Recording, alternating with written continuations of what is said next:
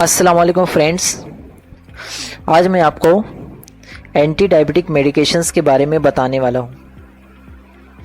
अगर आप डायबिटीज़ पढ़ेंगे तो डायबिटीज़ के दो सब टाइप होते हैं, एक इंसुलिन डिपेंडेंस डायबिटीज़ मेलाइटस, दूसरा non insulin dependence diabetes mellitus. Insulin dependence diabetes mellitus में इंसुलिन देना कंपलसरी होता है, जबकि non insulin dependence diabetes mellitus में ओरल एंटी डायबिटिक मेडिकेशंस देते हैं। अगर ज़रूरत पड़ी तो इंसुलिन भी दिया जा सकता है। इंसुलिन डिपेंडेंस डायबिटीज़ मेलाइटस में बीटा सेल पूरी तरह से काम नहीं करता है, इसीलिए इंसुलिन का सिक्रीशंस नहीं होता है, जबकि non insulin dependence diabetes mellitus में इंसुलिन का सिक्रीशंस होता है बट क्वांटिटी बहुत कम होती है, इसीलिए ओरल मेडिकेशन से काम चल जाता है। इसके अलावा इंसुलिन के और भी इस्तेमाल हैं, जैसे गेस्टेशनल डायबिटीज़ मेलाइटस में भी इंसुलिन का इस्तेमाल करते हैं, क्योंकि इंसुलिन प्लासेंटा को क्रॉस नहीं करता है, इसीलिए बच्चे में इसका कोई एडवर्स इफेक्ट नहीं आता है। इसीलिए गेस्टेशनल डायबिटीज़ में इंसुलिन का इस्तेमाल करते हैं। इसके अलावा हाइपर कैलेमिया में भी इंसुलिन का इस्तेमाल करते हैं, क्योंकि हाइपर कैलेमिया में इंसुलिन पोटेशियम लेवल को सेल के अंदर शिफ्ट कर देता है। अगर हम इंसुलिन के टाइप को देखें तो इंसुलिन के 3 टाइप्स होते हैं। पहला शॉर्ट एक्टिंग होता है, दूसरा इंटरमीडिएट एक्टिंग, तीसरा लॉन्ग एक्टिंग होता है। शॉर्ट एक्टिंग में रेगुलर इंसुलिन आता है, ह्यूमन एक्ट्रापिड नाम से आता है। इसके अलावा सेमी लेंटिन इंसुलिन आते हैं। इंटरमीडिएट एक्टिंग में एक एनपीएच होता है, जिसे आइसोफेन इंसुलिन भी कहते हैं, दूसरा लेंटी इंसुलिन होता है। लॉन्ग एक्टिंग में अल्ट्रा लेंटिंग इंसुलिन होता है। इसके अलावा इंसुलिन के कुछ एनालॉग्स भी बनाया गया है। पहला अल्ट्रा रैपिड, जो बहुत ही रैपिड होता है और शॉर्ट एक्टिंग होता है, जिसमें लिस्प्रो, ग्लूलिशिन, एस्पार्ट। लिस्प्रो ह्यूमोलॉग नाम से मार्केट में मिलता है, ग्लूलिशाइन एपिड्रा नाम से मार्केट में मिलता है, एस्पार्ट नोवालॉग नाम से मार्केट में मिलता है। अल्ट्रा लॉन्ग एक्टिंग दूसरा होता है, जिसमें ग्लार्जिंग आता है, जो कि लेंटस नाम से मार्केट में मिलता है।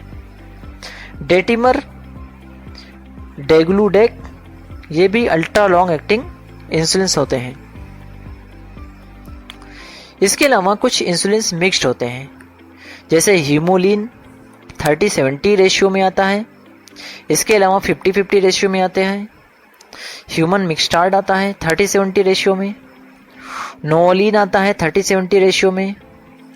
इस तरह से मिक्स्ड इंसुलिन भी बनाए जाते हैं।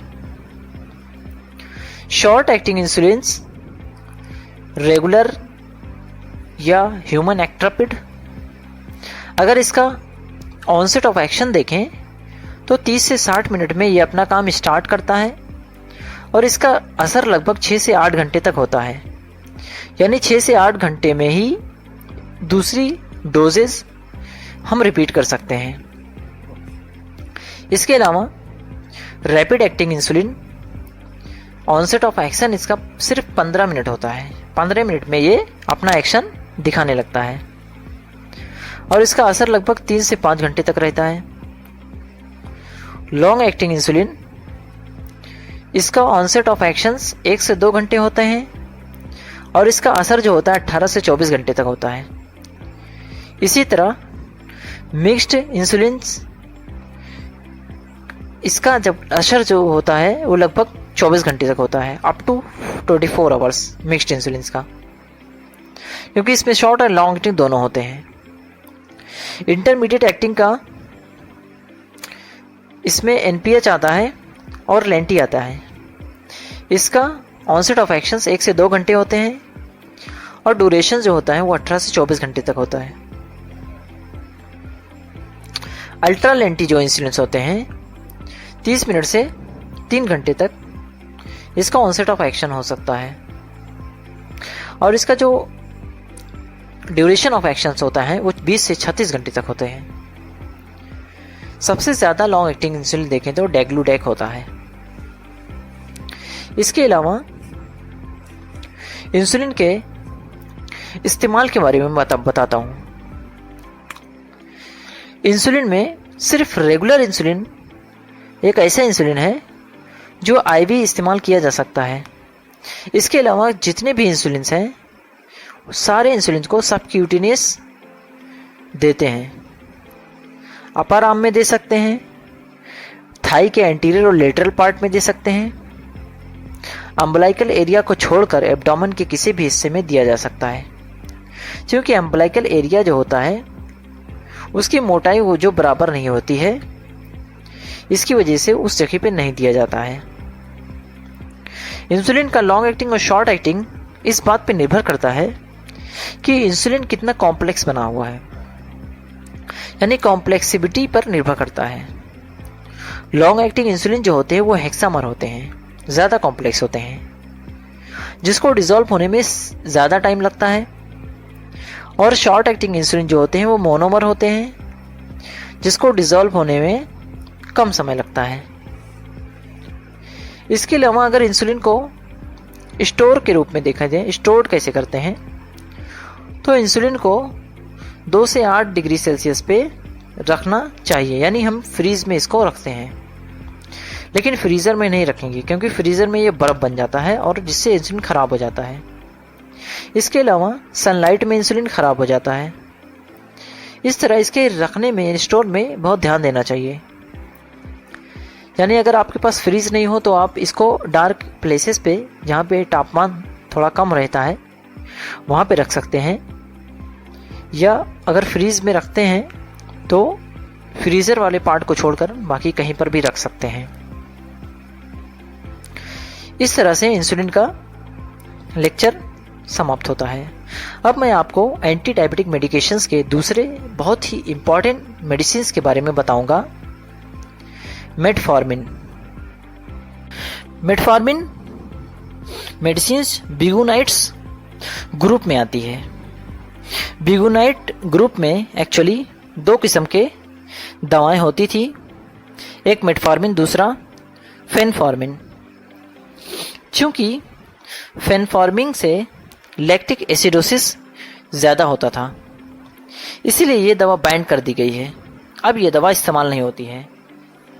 इस वक्त सिर्फ मेटफॉर्मिन का इस्तेमाल होता है और बहुत ही ज़्यादा होता है, क्योंकि ये बहुत ही इम्पॉर्टेंट दवा है। ख़ास तौर से डायबिटीज़ टाइप 2 में इसका बहुत ज़्यादा इस्तेमाल होता है। अगर हम इसके मैकेनिज़्म को देखें तो ये एएमपी काइनेज को एक्टिवेट करती है। एएमपी काइनेज जो होती है वो मेटाबॉलिक पाथवे को कंट्रोल करता है। ये कुछ पाथवे को एक्टिवेट करता है और कुछ पाथवे को इनएक्टिव कर देता है। यानी किसी पाथवे को इनहिबिट करेगा और किसी पाथवे को स्टिमुलेट कर देगा। सबसे नंबर 1 ग्लाइकोजिनोलिसिस को इनहिबिट करता है, यानी ग्लाइकोजन से ग्लूकोज के बनने को रोकता है, जिससे ग्लूकोज इंक्रीज नहीं करता है। दूसरा ग्लूकोनियोजेनेसिस को इनहिबिट करता है, यानी अमीनो एसिड से जो ग्लूकोज बनता था उसको भी इनहिबिट कर देता है। तीसरा जो फंक्शन है ग्लाइकोजेनेसिस, यानी ग्लाइकोजन के बनने को स्टिमुलेट करता है। पहले 2 इनहिबिट करता था, अब ग्लाइकोजन के बनने को स्टिमुलेट करता है, यानी जो ग्लूकोज है वो ग्लाइकोजन में तब्दील कर देगा है। चौथा फंक्शन है इसका ग्लाइकोलिसिस, यानी ग्लूकोज का मेटाबोलाइज कराता है। इस तरह से ये अपने इस 4 फंक्शन के जरिए ग्लूकोज को बढ़ने नहीं देता है। मेटफॉर्मिन इंसुलिन का सिक्रीशंस नहीं कराते हैं, इसीलिए इससे हाइपोग्लाइसीमिया नहीं होता है, लेकिन ये वेट लॉस कराता है। इसीलिए ओबीस पेशेंट के लिए ये बहुत ही इम्पोर्टेंट मेडिसिन होती है।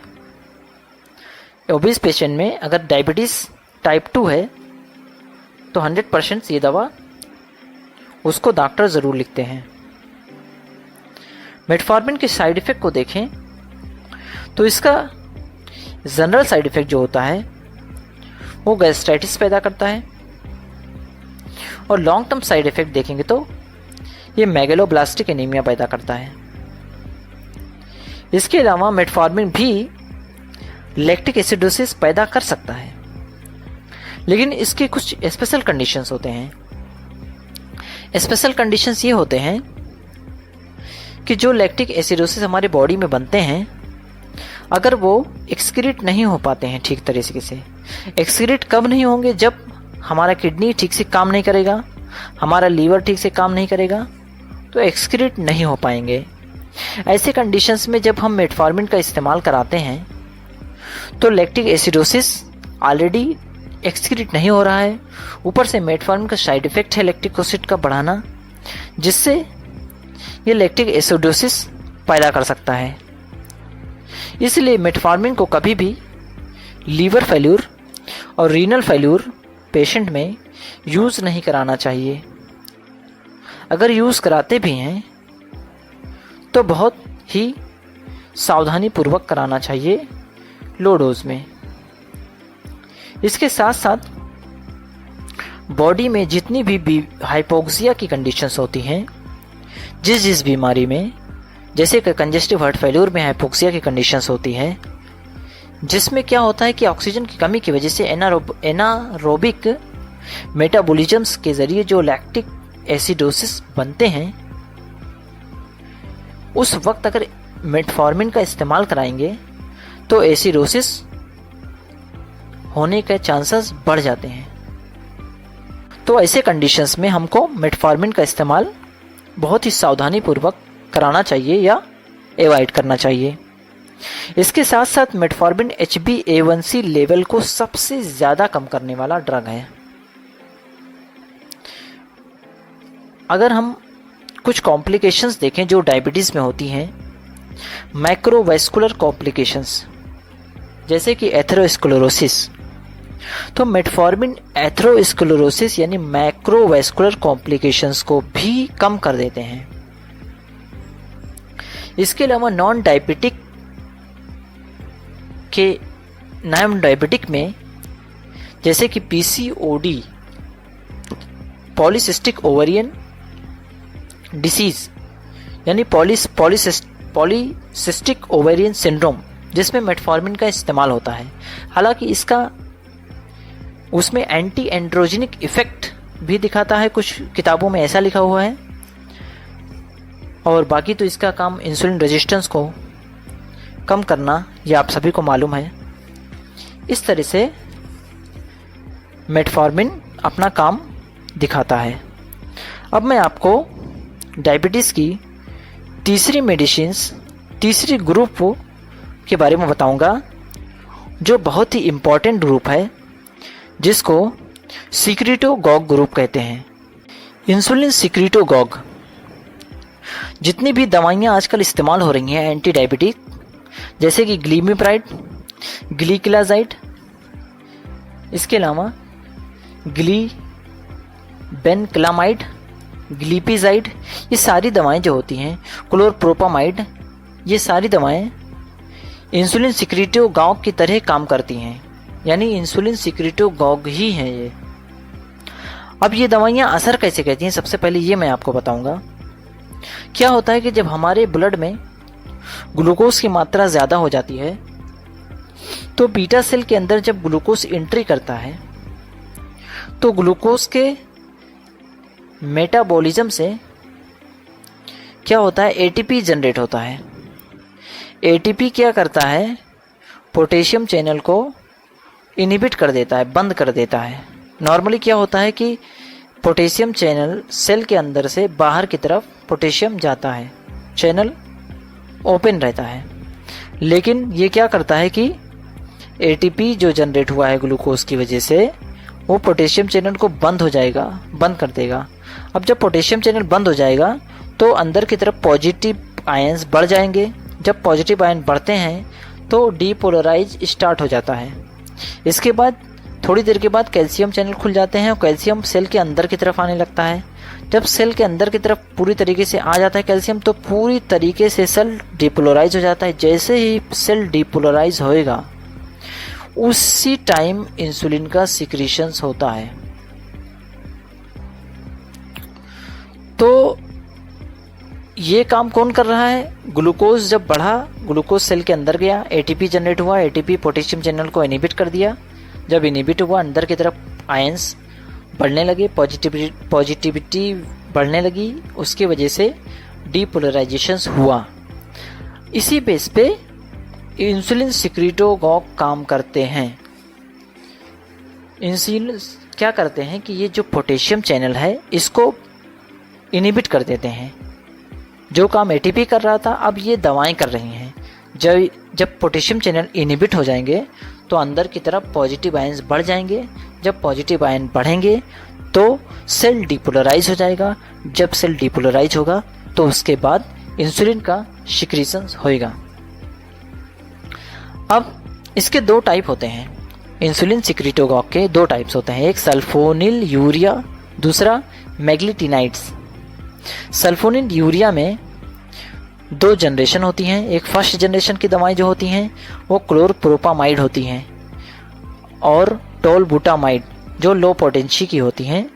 सेकेंड जनरेशन में ग्लिमीप्राइड, ग्लिपिजाइड्स, ग्लिक्लाजाइड, ग्लिबिनक्लामाइड, ये इसकी पोटेंसी बहुत हाई होती है। इसके अलावा मैग्लिटिनाइड्स में नेटिग्लिटिनाइड, रिपाग्लिटिनाइड, ये बहुत शॉर्ट एक्टिंग दवा होती है। सल्फोनिल यूरिया जो होती है हाइपोग्लाइसीमिया बहुत ज़्यादा करती हैं, इसीलिए ये दवा इस्तेमाल कराने में हमें बहुत सावधानी रखनी चाहिए। इसके अलावा ये वेट गेन कराती हैं। अब मैं क्लोरप्रोमाइड की कुछ खास बातें बताऊंगा। क्लोरप्रोपामाइड जो कि सल्फोनिल यूरिया के फर्स्ट जनरेशन की दवा है। इस क्लोरप्रोपामाइड से साइड इफेक्ट्स इंपॉर्टेंट होता है, ये कोलेस्टैटिक जॉन्डिस पैदा करता है। इसके अलावा ये डाइसल्फ्यूराम लाइक रिएक्शंस प्रकट करता है।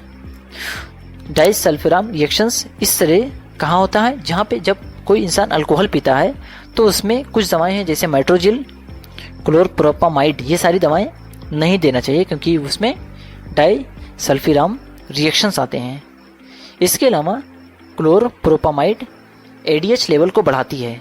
अब एडीएच लेवल जब बढ़ेगा तो एडीएच क्या करता है, सोडियम और वाटर का रिटेंशन कराता है। जब sodium water retain water, ADH water को रिटेन करा जाएगा, सोडियम को नहीं, वाटर को रिटेन कराता है। तो वाटर जब ज़्यादा हो जाएगा तो वहाँ पे हाइपोनेट्रीमिया यानी डाइल्यूशनल हाइपोनेट्रीमिया पैदा कर सकता है। दूसरी चीज़ें, डायबिटीज़ इंसिपिडियस में क्या होता है कि एडीएच की कमी हो जाती है। तो ऐसे कंडीशंस में हम क्लोरप्रोपामाइड इस्तेमाल कर सकते हैं। यानी ये एक ऐसी दवा है, क्लोरप्रोपामाइड यानी इंसुलिन सिक्रीटोगॉग की, ये एक ऐसी दवा है जो हम डायबिटीज़ मेलाइटस में भी इस्तेमाल कर सकते हैं और डायबिटीज़ इंसिपिडियस में भी इस्तेमाल कर सकते हैं। इसके अलावा अगर मैग्लिटिनाइड के नेटिग्लिनाइड और रिपाग्लिनाइड देखें तो इसके बारे में ये है कि ये बहुत ही शॉर्ट एक्टिंग दवा होती है। शॉर्ट एक्टिंग होने की वजह से अक्सर ये पोस्टपार्टम पीपी में यानी आफ्टर फूड जो ग्लूकोज लेवल जब ज़्यादा बढ़ जाता है तो उसमें इस्तेमाल कराते हैं। यानी पहले उसको दे देंगे क्योंकि बहुत ही ज़्यादा शॉर्ट एक्टिंग होता है, तो उसमें पहले से खाना खाने से पहले उसको दे देंगे और वो खाना खाने के बाद ग्लूकोज को बढ़ने नहीं देता है। इस तरह से इंसुलिन सिक्रीटोगॉग भी समाप्त हो गया। अब मैं आपको दूसरे ग्रुप्स यानी कि ग्लिटाजोन के बारे में बताऊंगा।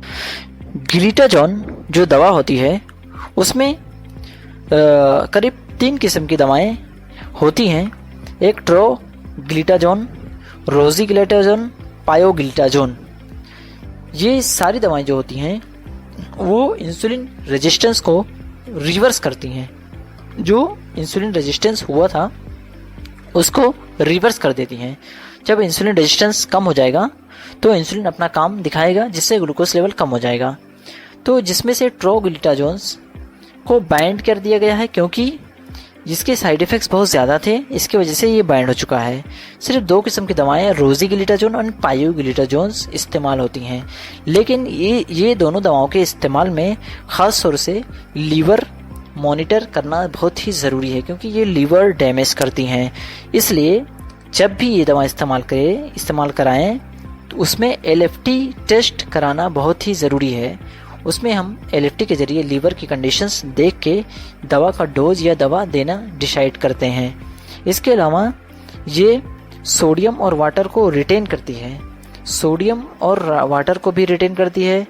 और दूसरी बात रोजीग्लिटाजोन है जो ये MI के रिस्क को बढ़ाती है। इस तरह से रोजी का भी इतना ज़्यादा इस्तेमाल नहीं करते हैं। तीसरी जो दवा है पायोग्लिटाजोन्स, पहले एक टाइम ऐसा था कि ये कुछ लोगों में ब्लैडर कैंसर कॉज कर दिया। उसके बाद जब ब्लैडर कैंसर कॉज किया तो ये दवा बैंड हो गई। लेकिन बाद में तहकीक से ये मालूम पड़ा कि ये उन्हीं लोगों को ब्लैडर कैंसर कॉज करती है जिसमें पहले से कैंसर कॉज करने वाले जीन्स मौजूद होते हैं। तो बाद में ये दवा दोबारा मार्केट में आई, क्योंकि ये दवा सस्ती भी थी और बहुत ही अच्छी मेडिसिन थी। इसका कोई सब्स्टिट्यूट मिल भी नहीं पा रहा था। इसकी वजह से ये दवा मार्केट में दोबारा लाई गई और आजकल बहुत ही ज़्यादा इस्तेमाल होती है। इस तरह से ग्लिटाजोन का लेक्चर समाप्त हुआ। अब मैं आपको एक अल्फ़ा ग्लाइकोसाइडेज इनहिबिटर के बारे में बताऊंगा, जिसमें एकार्बोज, वोग्लिबोज, मिग्लिटोल जैसी दवाएं आती हैं। एकार्बोज ये दवा काम कैसे करती है पहले मैं आपको ये बताता हूँ। एक्चुअली ये दवा का बहुत ज़्यादा कोई ख़ास काम नहीं लगता मुझे, लेकिन ये काम ये करती है कि ये जो बिग कार्बोहाइड्रेट रहते हैं यानी कॉम्प्लेक्स कार्बोहाइड्रेट रहते हैं, इसको सिंपल कार्बोहाइड्रेट में तोड़ने से रोकती है। यानी कि बिग कार्बोहाइड्रेट जो होता है उसको तोड़ने के लिए अल्फ़ा ग्लाइकोसाइडेज एंजाइम की ज़रूरत पड़ती है। जब ये सिंपल कार्बोहाइड्रेट में आसानी से तोड़ देता है ये एंजाइम, तो सिंपल कार्बोहाइड्रेट की वजह से ग्लूकोज लेवल बढ़ जाता है। तो ये दवा जो होती है यानी अल्फ़ा ग्लाइकोसाइडेज जो एंजाइम तोड़ रही थी उसको इनहिबिट कर देता है। इसीलिए इसको अल्फ़ा ग्लाइकोसाइडेज इनहिबिटर बोलते हैं, जिसमें एकार्बोज, वोग्लिबोज एंड मिग्लिटोल जैसी मेडिसिन आते हैं। अब जब एकार्बोज ये सिंपल शुगर्स को तोड़ने से रोकेगी तो इसकी वजह से ग्लूकोज लेवल ज़्यादा नहीं बढ़ेगा। लेकिन क्या होता है कि जब बिग कार्बोहाइड्रेट ज़्यादा होंगे यानी सिंपल में नहीं टूटेंगे, तो जब उसका फर्मेंटेशन होगा तो उसकी वजह से यानी गैस बहुत ज़्यादा बनने लगती है, फ्लेटस बहुत ज़्यादा फ्लेचुलेंस हो जाता है, फ्लेचुलेंस गैस की मात्रा पेट में बहुत ज़्यादा बनने लगती है। इसलिए ये ऐसे कंडीशंस में जब ऑलरेडी पेशेंट्स को अल्सरेटिव कोलाइटिस हो या IBS हो, इरिटेटिंग बाउल सिंड्रोम्स या क्रोन्स डिजीज जैसी बीमारियां हों, उस बीमारी में ये कंट्राइंडिकेशन करता है। क्योंकि अगर गैस ज़्यादा बनेगा तो क्योंकि अल्सरेटिव कोलाइटिस में ऑलरेडी अल्सर होता है, तो गैस के प्रेशर से वहाँ पे यानी कि प्रेशर डाल के उसको रप्चर करने का डर रहता है। इसकी वजह से ऐसे कंडीशंस में इसको इस्तेमाल नहीं कराना चाहिए। दूसरी चीज़ें, एक बात और इसमें समझने वाली है कि मान लिया जाए कोई पेशेंट हाइपोग्लाइसीमिया में पेशेंट चला गया। अब हम उसके अंदर जब सिंपैथेटिक जो स्टिमुलेशंस हुआ परस्पायरेशंस या टैकीकार्डिया जैसे सिम्टम्स आने लगे तो उसको लगा कि वो हाइपोटेंशंस में मतलब हाइपोग्लाइसीमिया में पेशेंट है। तो उसने क्या किया कि खाना खाना चालू कर दिया, और वो पेशेंट अगर एक कार्बोज ले रहा था तो वो जो खाना खाया वो बिग कार्बोहाइड्रेट खाना गया, और वो सिंपल में टूटेगा ही नहीं क्योंकि ऑलरेडी वो दवा लेके रखा है, एक कार्बोज या वोग्लिबोज जैसी मेडिसिन लेकर खाया हुआ है। तो वो उस टाइम पे हाइपोग्लाइसीमिया जो होगी वो ठीक नहीं होगी, क्योंकि जब तक कि सिंपल शुगर में नहीं टूटेगा बिग कार्बोहाइड्रेट तब तक वो असर नहीं करेगी। इसीलिए ऐसे कंडीशंस में क्या करेंगे, अगर वो एक कार्बोज ले रहा है तो उसको डायरेक्ट शुगर खिला देंगे, उसको चीनी खिलाएंगे, जिससे वो सिंपल शुगर डायरेक्ट उसको मिले और उसका ग्लूकोज लेवल ऊपर की तरफ आ जाए। या डायरेक्ट डेक्सट्रोज का इंजेक्शन भी दे सकते हैं, ये बात का ध्यान रखना चाहिए। अब मैं आपको एक नई एंटी डायबिटिक दवा के बारे में बताऊंगा, जैसे कि इनक्रिएटिन मिमेटिक्स एक ग्रुप है। इनक्रिएटिन जब हम खाना खाते हैं तो जीआईटी में कुछ सब्सटेंस सीक्रेट होते हैं जिसको इनक्रिएटिन कहते हैं। इनक्रिएटिन का काम होता है इंसुलिन का सीक्रेशन कराना, यानी जैसे ही ग्लूकोज लेवल इंटेस्टाइन में पहुंचेगा बढ़ेगा, इनक्रिएटिन क्या करेगा, इसको इंसुलिन यानी बीटा सेल को स्टिमुलेट करेगा और वो इंसुलिन का सीक्रेशन कराएगी। इसके अलावा जो इनक्रेटिन होती है वो गैस्ट्रिक इम्पेटिंग को भी कम करती है, और इनक्रेटिन सिर्फ इंटेस्टाइन में ही नहीं बल्कि सीएनएस में भी सीक्रेट होता है। सीएनएस में क्या करेगा, वो सेटाइटिस सेंटर को स्टिमुलेट कर देगा। इससे क्या होगा कि भूख की कमी हो जाएगी। जब भूख कम लगेगा तो उसकी वजह से ज़्यादा खाना नहीं खाएंगे, जिससे ग्लूकोज लेवल ज़्यादा नहीं बढ़ेगा। इस तरह से इनक्रेटिन काम करता है। अब इनक्रेटिन होता क्या है ये मैं आपको बताता हूँ। इंटेस्टाइन में जो इनक्रिएटिन सीक्रेट होता है उसको जीएलपी बोलते हैं, glucagon like peptide. Glucagon like peptide insulin का सिक्रीशन कराता है, गैस्ट्रिक इम्पेटिंग को कम करता है, satiety center in the CNS increase करता है, और apoptosis of the beta cell यानी बीटा सेल का एपोप्टोसिस को डिक्रीज करता है। अब जब जो इनक्रेटिन जीआईटी के अंदर यानी कि इंटेस्टाइन के अंदर सीक्रेट हुआ था यानी जीएलपी, उसको कुछ देर के बाद जब वो अपना काम कर देता है तो एक एंजाइम होता है डाईपेप्टिडाइल पेप्टाइडेज यानी DPP4, उसको क्या करता है, तोड़ देता है। थोड़ी देर के बाद जब उसका काम खत्म हो जाएगा तो उसको तोड़ देगा। जीएलपी को DPP4 एंजाइम तोड़ देता है। जीएलपी क्या है, इनक्रिएटिन है जो इंसुलिन का सिक्रेशन करा रहा है। तो हम क्या कर सकते हैं, या तो जीएलपी को बढ़ा दें, जीएलपी को एनालॉग यानी उसको सपोर्ट करने वाली दवा दें, या फिर एंजाइम जो जीएलपी को तोड़ रही थी उसको एंजाइम को इनहिबिट कर दें। तो इसमें दो किस्म की दवाएं आती हैं। पहला होता है जीएलपी एनालॉग। जीएलपी एनालॉग में एक्सीटिनाइड, लीराग्लूटाइड, सीमाग्लिटाइड इस तरह की दवाएं आती हैं। लेकिन ये जीएलपी एनालॉग जो भी दवाएं होती हैं वो आईवी इस्तेमाल हो, ये सबक्यूटेनियस इस्तेमाल होती हैं, ये ओरली दवा इस्तेमाल नहीं होती है। इसलिए इसका बहुत ही कम यानी रेयर इस्तेमाल होता है, क्योंकि अगर हमको जब इंजेक्शन ही लेना है तो हम इससे अच्छी दवा इंसुलिन ले सकते हैं।